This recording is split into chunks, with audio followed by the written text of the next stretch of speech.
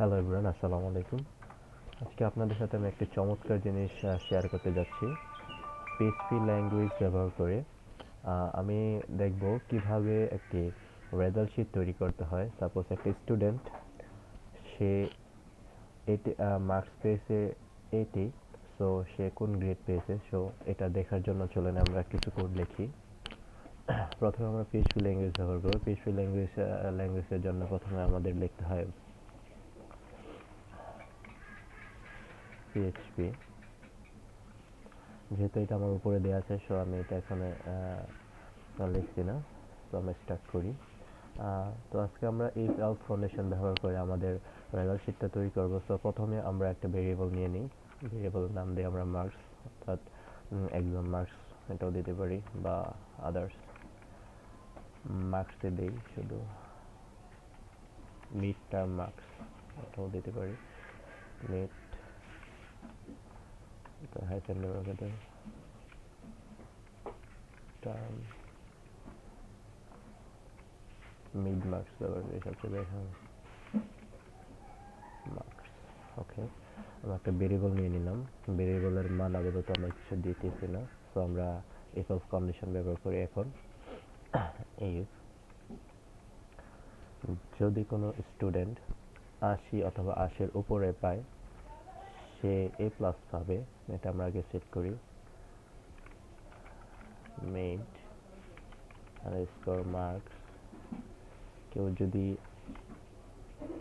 80 অথবা 80-এর উপরে পায়,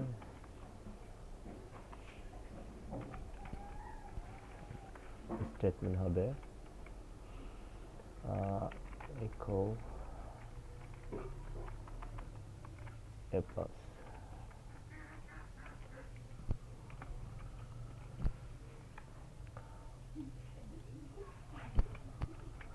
else if mid marks, so কোনো স্টুডেন্ট যদি 70 বা 70-এর উপরে পায়, তাহলে তার গ্রেড হবে ইকুয়াল এ। ওকে, তারপর স্টুডেন্ট যদি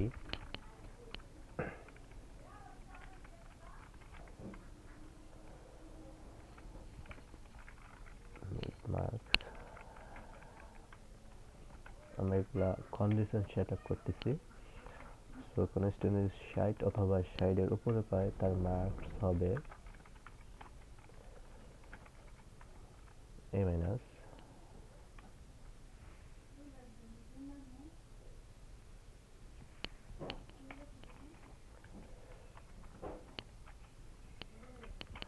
তো সে এ গ্রেড পাবে।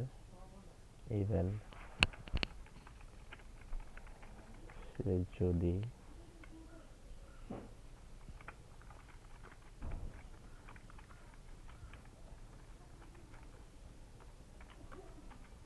50 অথবা 50-এর উপরে পায়,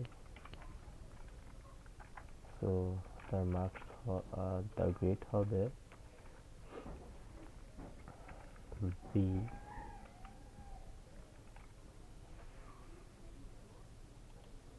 and I'll see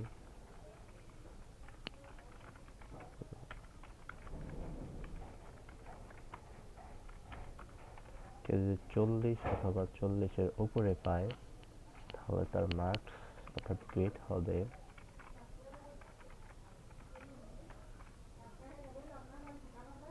C.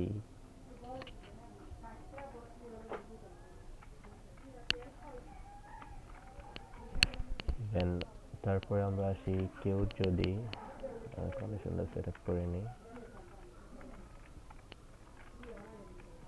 Mid marks, কেউ যদি 33 বা 33-এর উপরে পায়, তাহলে তার গ্রেড হবে ডি। এবার আমরা যদি এখানে কিছু লিখতে চাই, আমরা কিছু লিখতেছি না, তারপর এটা লিখবো even else if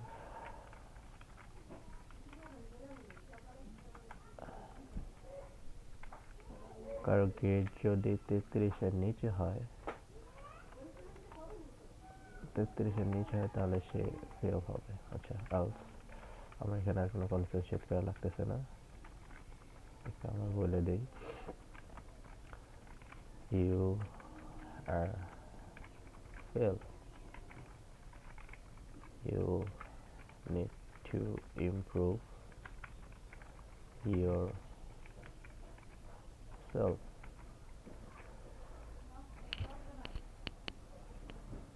তো চলুন আমরা একটু পরীক্ষা করে দেখি আমাদের কোডটা ঠিক আছে কিনা।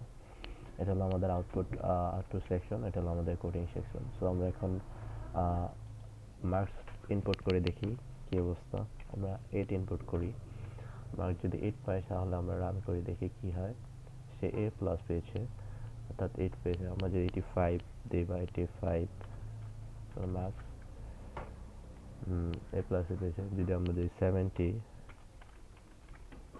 ও সে A পেয়েছে, মার্কস অটোমেটিকলি দিয়ে দিচ্ছে আমাদের। সে 45 পায়, সে C পেয়েছে। ইভেন যদি সে 33 পায়, সে D পেয়েছে। এবং কেউ যদি 12 পায়, you are fail, you need to improve yourself. কেউ যদি 32 পায়, সে ফেল। তো এটা হলো আমাদের একটা ইন্টারেস্টিং পার্ট প্রোগ্রামিং এর। এটা আমি সম্পূর্ণ একটি এলস কন্ডিশন ব্যবহার করে করেছি। সো আমরা এভাবে আর অনেক মজার বাস্তবিক রিলেটেড অনেক ধরনের সমস্যা যেগুলো হয়ে থাকে আমরা জানি না কিভাবে হয়, সেগুলো তৈরি করার সামনে চেষ্টা করবো ইনশাআল্লাহ। ধন্যবাদ সবাইকে।